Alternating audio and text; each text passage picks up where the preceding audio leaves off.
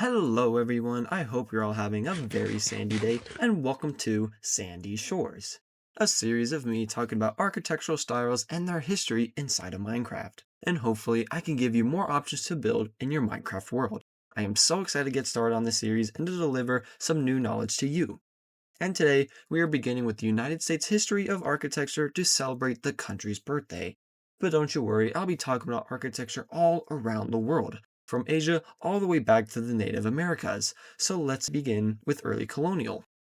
As we began to leave England and immigrate towards America, early settlers brought with them building techniques from their homelands and also house types that resembled what they left behind. A lot of social, climate, and terrain all influenced the development of these new homes. The first houses were built in the north and southern regions of British North America, and they were mostly late century medieval structures. As in such, the first English homes began in Jamestown, Virginia, and Plymouth, Massachusetts. To identify an early colonial home, take a look at the chimney.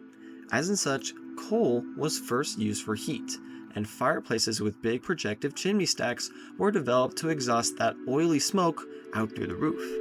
So they became a big important decorative feature for an early colonial home. Another identifiable feature was the windows.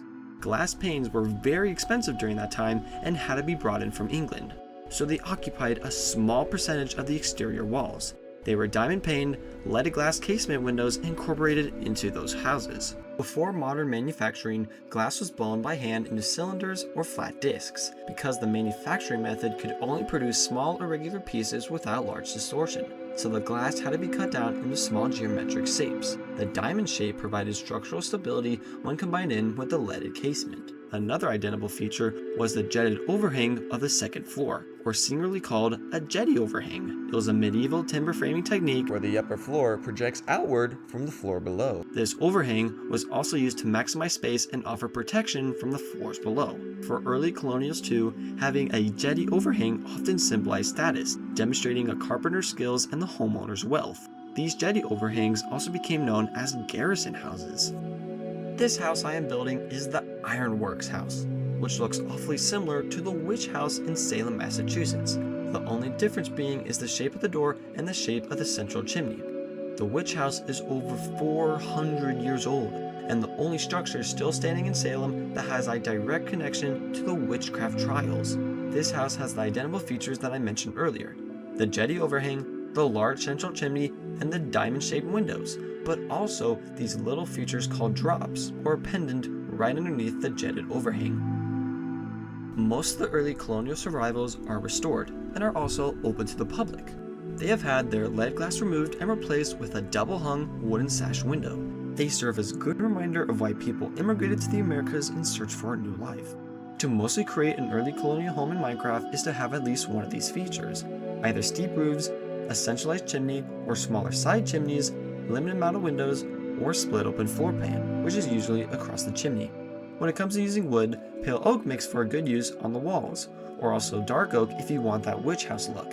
And finally, spruce could be good for the roof. You may notice that these houses look very simple. And yeah, it's because these houses served more for survival rather than a stylish comfort.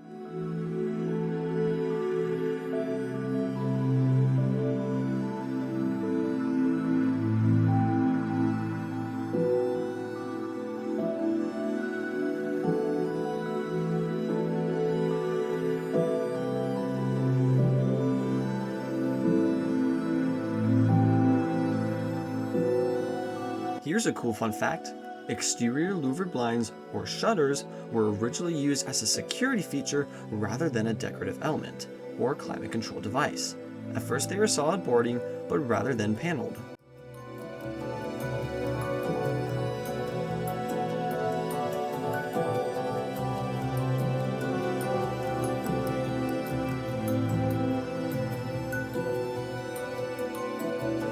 As I finish working on this last house, it is important to recognize the history of this house style and where it originates from. I'm sure one of you viewers has created a house similar to this, but you're unsure of what it was fully called.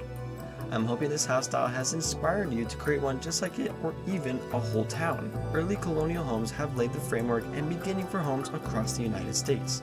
I'm sure you'll see features from this home in later house styles further on in the series. Next week, we will take our step into early New England colonial and early Southern colonial. In conclusion, I appreciate you all for coming to Sandy Shores today. I hope you all leave learning something new and with a new build idea. Subscribe for more architectural styles and ideas in Minecraft. I will see you all next week with a new video. Stay sandy!